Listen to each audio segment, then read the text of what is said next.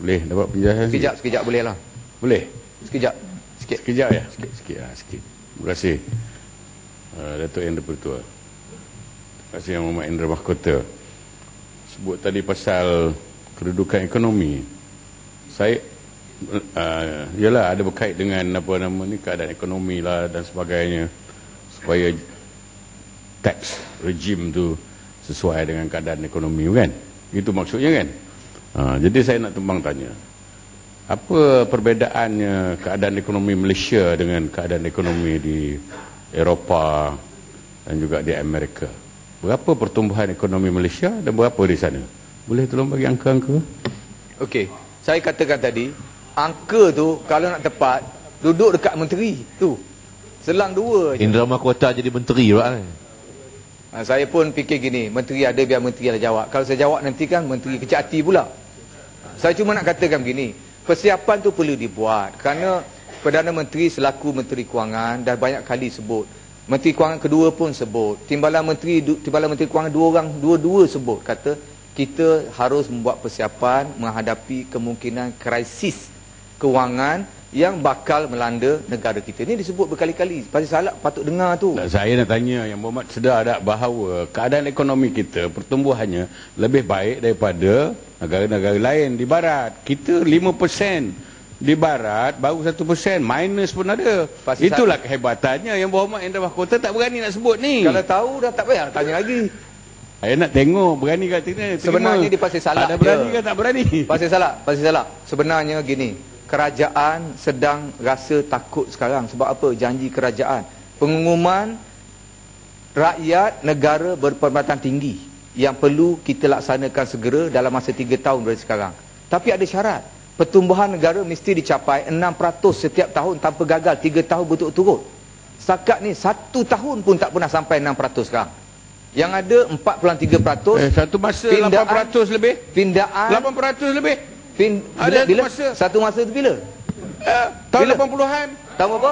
90-an masa Pematang Pauh tahun jadi 2000. Menteri Kewangan. Lebih. Dah ada tengok dah kementerian. Pematang Pauh Menteri Kewangan 87. Masa Lepas tu 1998. Masa tu pasal salah. Pauh, dia tak ada sini. Kalau ada saya nak tanya ni. Tak apa, nanti dia ada tanya lah. Saya malas nak cakap banyak masalah masa dia jadi Menteri Okey, Kewangan. pasal salah pun pakai ekonomi tapi sayang tak boleh jadi menteri. Kita nak jaga air muka kan. Terima kasih. Kalau kita nak cerita banyak tu. Tak apa, masalah ekonomi waktu itu. Nanti ada masa pasal cerita. Yang bagi tender terbuka, tender ni langsung bagi syarikat wibawa apa semua. Terima kasih. Masa bila? Saya tak mau cerita benda ni, benda lepas dah. Nanti ceritalah, kita melihat ke hadapan. Okey. Terima kasih. Jangan ungkit teburas megang. Terima kasih. Okey. Satu perkara yang mustahak terakhir, yang mustahak, selain pada GST tadi, saya kata kita masih lagi tidak jelas siapa yang akan melaksanakan. Saya dengar kawan-kawan di lembaga sinergi pun merungut. Kerajaan belum buat keputusan. Sama ada pihak Kastam Diraja Malaysia ke, lembaga hasil ke nak buat, belum lagi membuat keputusan. Sedangkan kita dah laburkan beberapa ratus juta ringgit persiapan untuk infrastruktur sistem melaksanakan GST, tapi masih kita belum buat keputusan. Kementerian mana yang akan melaksanakan perkara ini untuk tujuan kata penyelarasan. Dan saya rasa Datuk Yang Bertua, kebetulan Menteri Perumahan Kerajaan Tempatan ada dalam Dewan. Saya rasa lebih baik saya cakap masa beliau ada.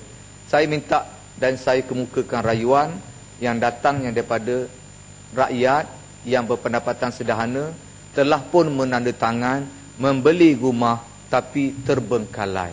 Mereka tak maulah berharap datang ke Dewan Parlimen, tak mau.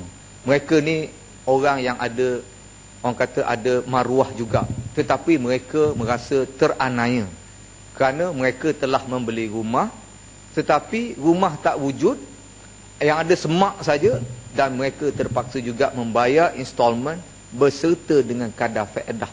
Jadi mereka mengemukakan rayuan. Saya panjangkan rayuan ini kerana ini saya rasa paling asas untuk dikemukakan Dewan.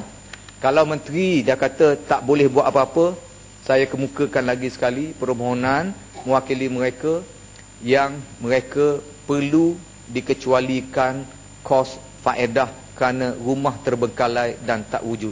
Dan sekiranya Kalau kerajaan memberi 2 kali jawapan tidak mampu nak buat, saya berpendapat kerajaan Pakatan Rakyat bersedia untuk menghapuskan kadar faedah. Perkara itu senang untuk dibuat, ya. Kos faedah atas rumah terbengkalai itu. Patut sokonglah. Pasal Salak patut sokong. Pulau Pinang tu semua Melayu dah semua keluar dari Pulau Pinang tu. Ini rumah yang dia orang mampu beli. Perumahan rakyat. Semua dah keluar. Kos. Semua ni Kos. Pulau Pinang nak Kos jadi Singapura yang dikena nombor 2 bayar. tu dah. Ni lah kejayaan Pakatan Keadilan PAS apa semua sokong DAP jadikan Pulau Pinang itu Singapura nombor 2. Tengok marah. Tengok. Kita Syabas. cakap benda yang baik dah Tak nak marah. besar. Tengok. Oh, Ada orang marah. Melayu keluar tu zaman UMNO Yang PL marah. lagi. Tengok. Indra Mahkota habiskanlah yang mati. Ya, saya nak habiskan Tak tapi payah masuk bab politik, tak payah masuk. betul. Saya rasa tak perlulah marah. Saya rasa perlu sokong kerana menyokong untuk memberi kebaikan kepada orang atau rakyat Malaysia yang teraniaya. Pasal Salak pun banyak yang beli rumah terbengkalai. Lepas tu kena bayar. Ini Kos faedah pun rumah kena di mana bayar. di Pasir Salak ni? Ya. Rumah di mana?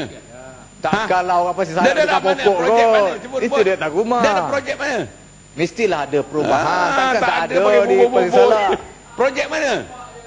Kalau Indra Mahkota tu banyak lagi takkanlah tak ada pengundi-pengundi pembangunan tu di dah Pasir bising. Salak, tak logik. Kenapa yang berhormat Indra Mahkota ni Ya? tak ada buat apa untuk rakyat dia kata kat sana? Dia orang nak tukar dah. rumah tu banyak kat sana, rumah banyak. Sebab tu saya kata patutnya kita sokong untuk gesaan supaya kerajaan kecualikan kos faedah ni. Betul-betul ini memang orang kata terang dan jelas lah. Tak ada satu lagi argumen untuk mengatakan tak perlu untuk kita kecualikan kedudukan ni. Kemudian Datuk M Tua, saya merasakan adalah agak mustahak juga untuk kita katakan Habiskan yang jam 1. Oh, pukul 1, ya. Untuk kita kata bahawa kerajaan mestilah berikrar untuk memperbaiki sistem pengurusan kewangan dan pengutipan cukai dalam negara kita. Saya berharap dalam ruangan jawatankuasa tadi kita boleh berbincang secara detail. Terima kasih banyak Datuk M Tua.